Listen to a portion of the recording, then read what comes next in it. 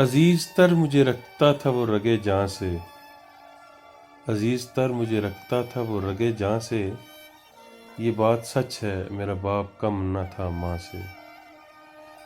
وہ ماں کے کہنے پہ کچھ روب مجھ پہ رکھتا تھا، یہی وجہ تھی کہ مجھے چومتے جھجکتا تھا۔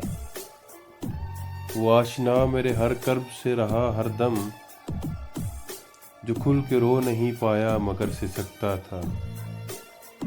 جڑی تھی اس کی ہر ایک ہاں فقط میری ہاں سے، یہ بات سچ ہے میرا باپ کم نہ تھا ماں سے۔ ہر ایک درد وہ چپ چاپ خود پہ سہتا تھا، تمام عمر وہ اپنوں سے کٹ کے رہتا تھا۔ وہ لوٹتا تھا کہیں رات کو دیر سے کہ دن بھر، وجود اس کا پسینے میں ڈھل کے بہتا تھا۔ گلے پھر بھی تھے مجھے ایسے چاک داماں سے، یہ بات سچ ہے میرا باپ کم نہ تھا ماں سے۔